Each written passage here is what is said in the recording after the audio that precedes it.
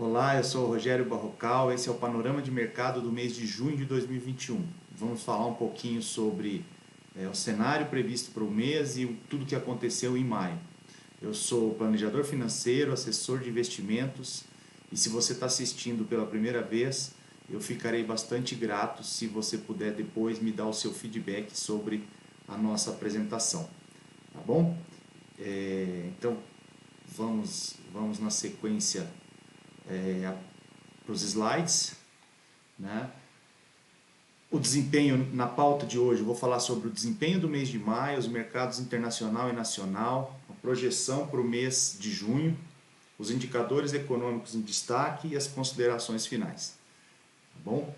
Então, já partindo para o desempenho do mês de maio, né? No mundo, o MSCI, que é o índice que mede os países emergentes, ele cresceu 1%, e o S&P 500, que é o índice das maiores ações negociado em Nova York, fechou com uma leve alta. As preocupações com os volumes de estímulos monetários americanos são ainda o ponto de atenção maior da economia externa, principalmente nos Estados Unidos. A preocupação com a inflação é muito grande, uma vez que os estímulos foram muito grandes, a economia parece já estar a economia está retomando fortemente e agora o governo Biden ainda procura aprovar mais um pacote de estímulo de $1 trilhão para a economia. Então os analistas e o mercado de uma forma em geral está muito preocupado para saber qual será o nível de inflação gerado por todo esse incentivo monetário. O mês também foi positivo para as bolsas europeias, que estão muito animadas com o ritmo de crescimento da economia, assim que, com a aceleração que está acontecendo no ritmo de vacinação, eles acreditam que a economia europeia também pode voltar a todo vapor. No Brasil, o cenário externo continua favorável, isso é sempre importante para um país emergente como o nosso. A Bolsa superou o topo histórico em 125 mil pontos, uma alta de mais de 6% no mês de maio, e principalmente a retomada econômica que, com o PIB surpreendendo, foi uma injeção de ânimo adicional para o desempenho das bolsas brasileiras. A gente estava no começo do ano bastante preocupado com o desempenho do primeiro trimestre, visto que o governo tinha encerrado o seu pacote de estímulos fiscais, de estímulos monetários, aquele auxílio emergencial tinha acabado em dezembro, e a gente sabe que, sazonalmente falando, o primeiro trimestre do ano sempre é um trimestre mais fraco pós-Natal e é um período onde tem muitas despesas com taxas e impostos do governo, então isso tudo tende a frear a economia, algo que foi menos ruim do que se imaginava. Então, o primeiro trimestre ele superou as expectativas e, com isso, os analistas começaram a revisar o PIB do ano de 2021 para cima. Isso trouxe uma grande aceleração e otimismo para o mercado brasileiro.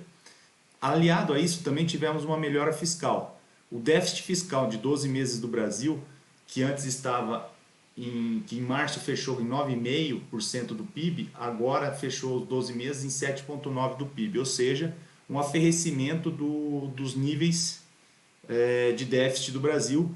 Isso é muito bom, porque, como a gente, só relembrando, a gente sempre tem enfatizado isso, o Brasil está numa situação fiscal muito preocupante. Então, o nível da dívida se elevou muito, e estava chegando próximo a 90%, 95% do PIB, e isso nos deixaria numa situação muito frágil para poder pensar em crescimento e juros baixos. E por fim, houveram alguns avanços nas agendas de reforma administrativa e tributária que também animaram o mercado, sendo que esses avanços, na minha visão, são incipientes e muito pouco provável a gente ver alguma reforma administrativa ou tributária sendo realizada este ano ou ano que vem, visto que o ano que vem é um ano de eleição. Então, esse ano pode-se até ter algum ajustezinho singelo, mas uma grande reforma, se acontecer, ela deve ser feita somente em 2023, pós-eleição, e dependendo, obviamente, do cenário de quem vai ser o novo presidente em 2022, né, o eleito. Falando um pouco dos mercados, né, o internacional e nacional, no mundo, né, os Estados Unidos, a grande dúvida é, eles estão abusando da política monetária, de expansionismo monetário, né? Isso pode gerar uma inflação mais rápida do que o Fed esperava ou não, né? Então essa dúvida sobre a balança entre quanto de estímulo e de inflação os Estados Unidos vai conseguir gerenciar, ela leva a uma precificação maior nas taxas de juros futuras, né? Então, no primeiro trimestre a gente viu o Treasury americano de 10 anos subindo muito fortemente, isso chacoalhou o mercado pela velocidade da subida dos juros. Entretanto, de meados de final de abril, começo de maio até agora, a curva voltou a cair. Então, os juros americanos começaram a arrefecer um pouco dos juros da curva de 10 anos. E isso é bom para a economia de uma forma geral, porque tanto para as empresas tecnológicas, né, que ela tem o seu valuation sempre descontado a taxas de juros futuras, né, quanto também para a economia formal de uma forma geral para investimentos, né? O mercado geralmente olha para os juros de 10 anos americano como sendo o custo de oportunidade do dinheiro para depois tomar a decisão de investir ou não investir nas empresas, né? No final do mês de maio ainda e início agora de junho, a gente teve os dados da geração de empregos dos Estados Unidos que foi menor do que o esperado. Isso então dá uma certa força para o governo Biden buscar realmente mais incentivos. Por outro lado, há indicadores econômicos dizendo que a economia já está bastante aquecida, a inflação nos Estados Unidos começa realmente a subir, né? Porém, agora a grande dúvida é: a inflação ela vai subir, a gente só não sabe para quanto e por quanto tempo, né? Por quê? Porque aquele mundo que a gente tinha de inflação baixa e crescimento baixo antes da pandemia já não é a realidade atual. Agora, pós-pandemia, o que o mundo todo espera é um crescimento mais acelerado de todas as nações, visto que a queda do ano passado foi muito forte, mas também um nível de inflação mais alto. Então é essa balança entre qual é o nível real de inflação e qual é o crescimento que vamos atingir que é uma dúvida que persiste na cabeça de todos os grandes investidores, né? O Biden também sinalizou nas últimas semanas uma certa flexibilidade em negociar o pacote de estímulos, né? Ele propôs até retirar um dos pontos da pauta, que é ele fazer um aumento de impostos para as empresas. Então, essa diminuição dos impostos, a ideia dele de não aumentar os impostos é justamente para conseguir convencer o Congresso a aprovar o novo pacote de estímulos para a infraestrutura, um pacote que chega a $1 trilhão, que é um pacote adicional já a todos os outros que também foram nessa ordem de grandeza, pacote bastante robusto e que, só para efeito de comparação, o PIB do Brasil é de 1,4 trilhões de dólares, né? Então, o estímulo monetário que o Biden tenta emplacar agora é quase o PIB do Brasil, que é bastante coisa. No Brasil, por sua vez, né, a gente até tem que ter um troféu joinha aqui para o nosso PIB, né? A gente conseguiu uma coisa que não acontecia há muito tempo, que é uma revisão para cima do PIB. Né? Então já tem economistas falando num PIB em torno de 5% para o final do ano, a XP revisou o seu PIB para 4,1% no final do ano. Né? Tudo em função do primeiro trimestre, que foi surpreendentemente melhor do que a expectativa, e atingiu 1,2%, né?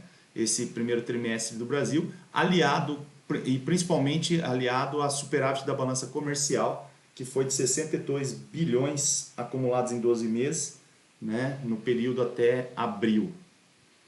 Por fim, a projeção dívida PIB, justamente por conta do superávit primário, da balança comercial e do crescimento do Brasil, ele foi revisado para baixo, que é ótimo, né? A revisão dívida PIB, a relação dívida PIB, que antes estava sendo estimada para o final do ano em 92%, agora está abaixo, está em 84,5%, é a estimativa para o PIB, para a relação dívida-PIB.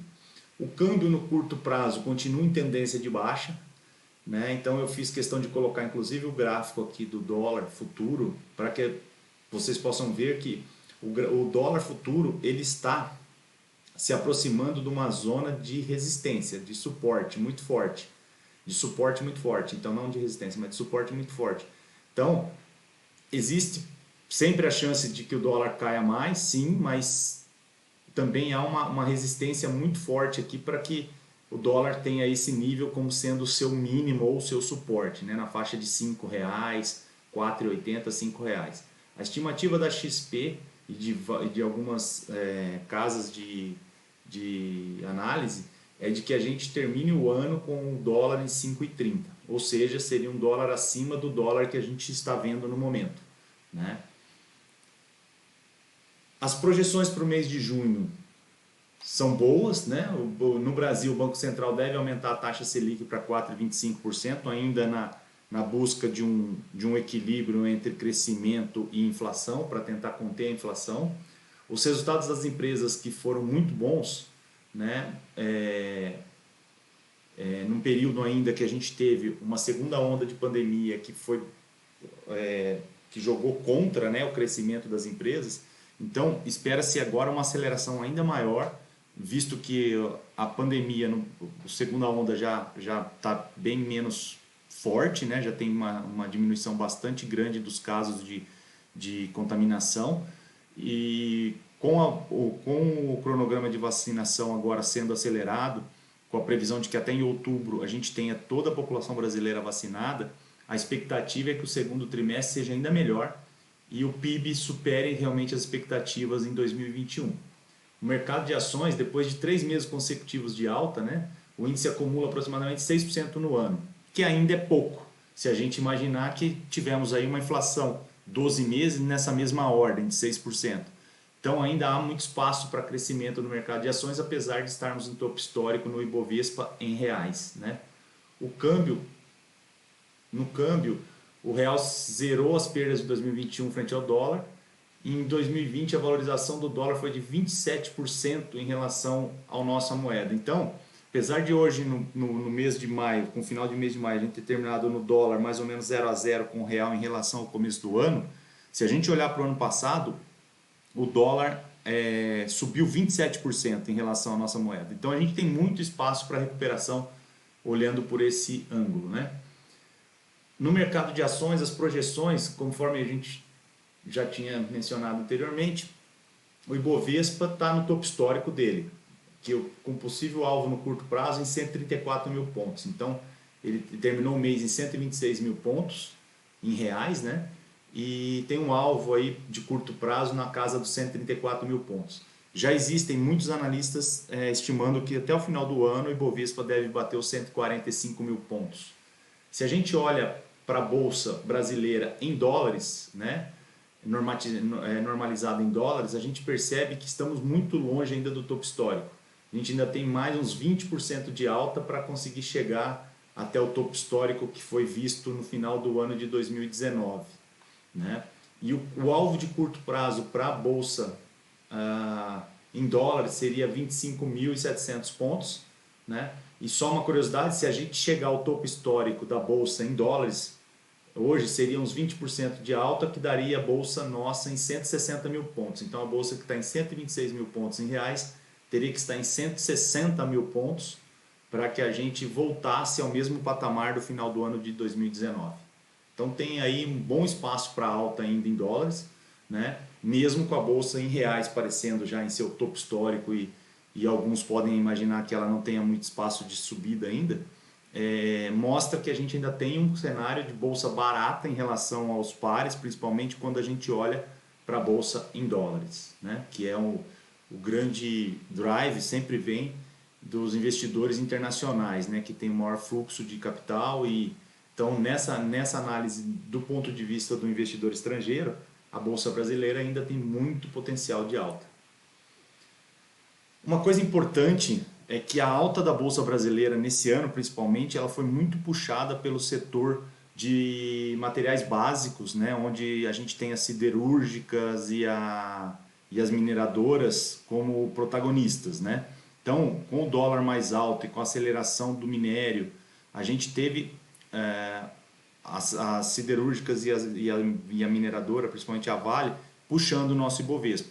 Nas últimas semanas a gente viu que esse cenário começou a mudar, então o índice de material básico começou a subir menos ou cair até um pouco, né? E outros setores, como o setor financeiro, que foi um setor alertado por mim na reunião passada, na última apresentação, foi um setor de destaque no mês de maio, continua sendo um setor de destaque agora, provável para junho, né? Mas com outros setores vindo muito forte, como por exemplo o índice da construção e o índice das indústrias brasileiras. São índices que mostram que esses setores de construção e da indústria, eles podem agora ter um protagonismo maior nesse próximo mês de junho. Ainda em relação ao mercado de ações, né? Aqui não se trata de nenhuma recomendação de compra, é muito importante que isso fique claro para você. O meu objetivo aqui é apresentar 5 ativos, essa é uma nova, vamos dizer assim, uma nova pauta que eu introduzi para essa reunião mensal. Eu vou sempre buscar colocar 5 ativos para vocês que eu entendo que estão em bom momento e que podem ter um desempenho até superior ao Ibovespa no mês de junho. Né? No caso, todos os meses eu vou colocar os papéis e a gente olha no final do mês como é que foi o desempenho dessa listinha de papéis. Então, para esse mês, o que eu entendo que estão em um bom momento são as empresas Natura, a Cosan, as lojas Renner, a Aliança Sonai, que é de shopping center, e a construção civil, a MRV. Porque, conforme eu mostrei no quadro anterior, essas empresas são de setores que parecem estar agora, nesse momento, com mais força em relação a outros dentro do mercado financeiro. Então, para tentar aproveitar essa rotação setorial, que são esses papéis, na minha visão, são os papéis que tendem a ter um bom desempenho no mês de junho. Com relação aos indicadores econômicos, a Selic, a gente deve ter uma alta agora para 4,25% pelo Banco Central agora no mês de junho, e a expectativa ainda continua no final do ano em 5,5% a Selic em 2021, e para o ano que vem uma Selic um pouco mais alta em 6,5%. O mercado já trabalha também com a hipótese de que o Banco Central possa subir mais ainda em 2021 para 6%, justamente porque o ritmo econômico está aumentando, então teria que ser feito um ajuste um pouco maior na parte dos juros para manter a inflação comportada, né? O tesouro, a renda fixa e os tesouros, os títulos públicos do governo, Tesouro Direto, todos eles apresentaram uma certa queda nas curvas de longo prazo, né? Diminuiu um pouco os juros longos e aumentou os juros curtos, justamente porque a gente tem no curto prazo uma pressão maior de inflação, então tende a ter uma taxa de juros um pouco mais alta, mas de longo prazo a tendência é que esses juros caia. Então, por isso que houve como a gente costuma falar, a curva ficou um pouco mais flat. Então, ela está aumentando um pouco mais os juros do curto prazo e diminuindo os juros longos, né? O que também é muito bom para os ativos de risco. Aqui é só uma projeção que a XP fez, média 5 anos, então a ideia aqui é mostrar o quê? Se nada for feito ou se as coisas permanecerem como estão, a gente deve ter um percentual ao ano, nos próximos 5 anos, das taxas aqui. Eu não vou ficar falando uma por uma para não ser muito cansativo para vocês, mas só para dar um exemplo, o IPCA, a média que tem um avanço de 5,3% na inflação média nos próximos 5 anos, né? Isso no cenário base atual. Num cenário que a gente tenha as reformas sendo feitas, reformas estruturantes que nos deixem numa situação fiscal menos perigosa, a gente pode ver o IPCA mais baixo ainda, na casa de 3,9% na média de 5 anos. E assim por diante em todos os outros indicadores, né? E então a renda, por exemplo, variável no Brasil, né, que hoje está em 9,7% a média para os próximos 5 anos, ela poderia chegar até 17% na média dos próximos 5 anos se as reformas forem feitas como devem ser feitas, né? Reformas realmente estruturantes e que destravem um pouco a nossa economia e que dê um fôlego fiscal para o governo, né?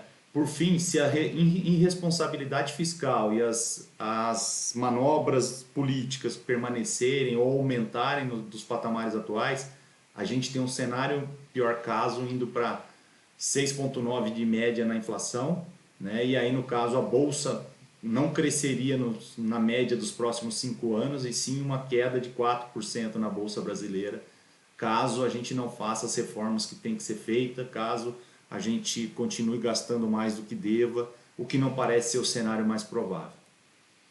Mas tudo vai depender, claro, das eleições do ano que vem, que rumo que o Brasil vai ter, né? Para onde que iremos, tá? Por fim, as considerações finais, né? A gente falou no mês passado, havia uma dúvida se era o sell in May and go away, que era muito comum acontecer no mercado americano, de vender todo o mercado de ações cair bastante em maio, né? Isso não aconteceu, realmente não se concretizou como a gente tinha mais ou menos estimado, né? O otimismo está sendo bastante suportado, principalmente no Brasil. A gente tem aí uma onda de boas notícias, tanto nos indicadores econômicos quanto também na economia real, e o cenário de Covid também sendo um pouco mais controlado, né? A gente tendo a pandemia mais controlada e agora o ritmo de vacinação aumentando, dão suporte para que a gente continue com o otimismo de que o ano de 2021 a gente possa ter ainda um crescimento bem acelerado no segundo, terceiro e quarto trimestre.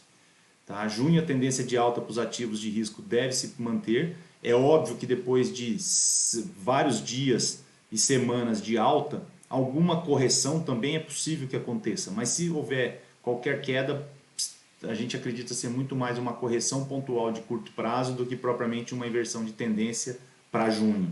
Tá? No horizonte, a gente tem a crise hídrica no Brasil como um fator que pode gerar aumentos de inflação e pode dar uma bagunçada aí nessa questão dos juros e inflação de curto prazo, né? E também no ápice pode frear um pouco a recuperação da economia. Tá? Sempre que a gente está também em topo histórico, é importante que a gente tenha muita tranquilidade para não entrar no otimismo exacerbado do mercado. Tá? Então, a palavra de ordem é: continue com moderação na sua carteira de investimentos, pense a longo prazo, não fique preocupado se a sua carteira está rendendo mais ou menos que o Ibov no exato momento. Eu acho que o mais importante é se a sua carteira está dentro do seu perfil de risco, se você está fazendo o planejamento correto e se com isso você também está tendo um retorno acima da inflação, que é isso que a gente busca, e a longo prazo isso se mostra uma estratégia bem vencedora. Então não tente superar o Ibov ou tentar entrar de qualquer maneira no mercado de ações para ganhar no curto prazo aquilo que não faz parte do seu perfil de risco e aquilo que não faz parte da sua carteira de investimentos, porque essa alta da bolsa ela deve continuar assim, mas a gente nunca sabe onde realmente vai ser o topo. Então, não é recomendado que nenhum investidor ele tenha posições em renda variável maior do que a recomendada pelo seu perfil de risco, e deve-se tomar bastante cuidado quanto a isso. Tá bom? Eu espero que você tenha um bom mês de junho. A minha ideia desse vídeo foi ser realmente bastante curto para que você possa ter uma retrospectiva aí e os principais pontos para o mês de junho. Vamos ficar de olho na inflação nos Estados Unidos, no pacote de estímulo americano, e no Brasil a gente tem que se manter bastante atento para ver os próximos passos das reformas e também acompanhar o desempenho da economia. Tá bom? Fico à sua disposição, vou ter muito prazer em responder qualquer dúvida e também a te auxiliar ao longo do mês para qualquer alteração ou busca de melhoria na sua carteira de investimentos. Obrigado e até a próxima.